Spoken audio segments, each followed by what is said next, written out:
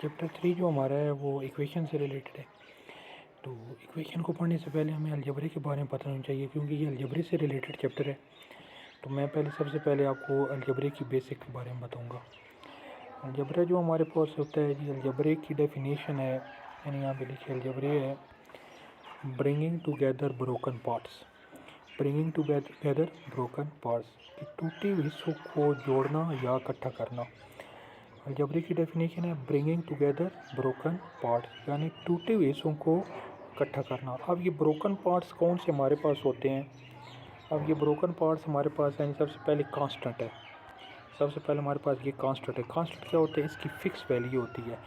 इसकी हमारे पास fix value होती है। जिस तरह नंबर हमारे पास हैं, ये सारे कांस्टेंट हैं, 1 2 3 4 सो ऑन, ये आगे चलते रहेंगे। उसके बाद ब्रोकन पार्ट में हमारा सेकंड पार्ट है जी वेरिएबल।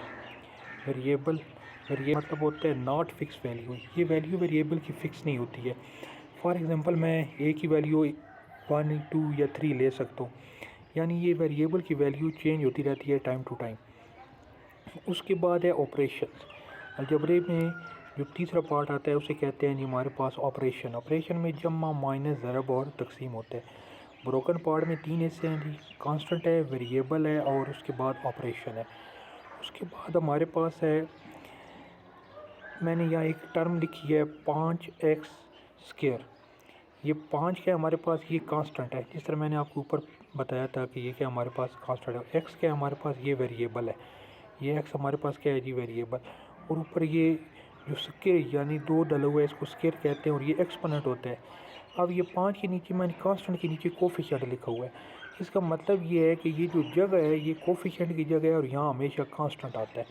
और यहाँ आपने देखा होगा x की मैंने यहाँ बेस लिखा हुआ है। बेस जो है ये बेस जगह है और यहाँ पे हमेशा वेरिएबल आता है। ऊपर ये पावर है या इसको एक्सपोनेंट भी कहते हैं। अब हम इस पूरे को क्या कहेंगे? 5x की 2, इसको हम कहेंगे जी अलजेब्रिक टर्म। इसको हम पूरे को क्या कहेंगे? यहाँ नीचे मैंने लिखा है, इस पूरे को क्या कहेंगे? Algebraic term. अब उसके बाद नीचे एक है जी अलजेब्रिक एक्सप्रेशन। व्हेन टू और more than two term connect through operation called algebraic expression. जब ये जो ऊपर मैंने टर्म बताई है ना, ये वाली, जब ये दो या दो से ज़्यादा मुख्तलिफ टर्म्स हैं जब कनेक्ट करते हैं, जब माने ज़रब किसी भी ऑपरेशन के थ्रू, तो हमारे पास ये अलजेब्रिक एक्सप्रेशन बन जाती है। हमारे पास क्या बन जाती है? Algebraic expression. अब देखें, पहली हमारे पास टर्म क्या है? 5x square. दूसरी क्या है? 4xy। तीसरी क्या है? 6y square. और आखिरी टर्म क्या है? जमा 25। इसमें वेरिएबल नहीं है। ये जब हम मुख्तलिफ टर्म्स इकट्ठी करते हैं तो हमारे पास ये एक पूरी अलजेब्रिक एक्सप्रेशन बन जाती है।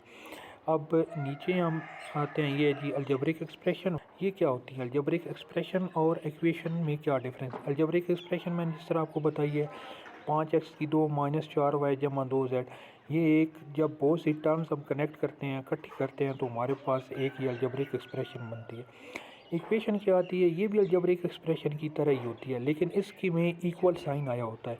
ये देखें ना, जिस तरह ये पहले में भी इक्वल साइन आए हुए हैं, यहाँ दूसरे में भी इक्वल साइन आए हुए हैं, तीसरे में भी इक्वल साइन आए हुए हैं। ये देखें नहीं, तीसरे में भी इक्वल साइन आए हुए हैं। अलजेब्रिक एक्सप्रेशन और इक्वेशन में डिफरेंस क्या है कि वो पूरी की पूरी टर्म्स हम इकट्ठी करते हैं और कोई साइन नहीं होता है, यहाँ पे इक्वल का साइन आया होता है।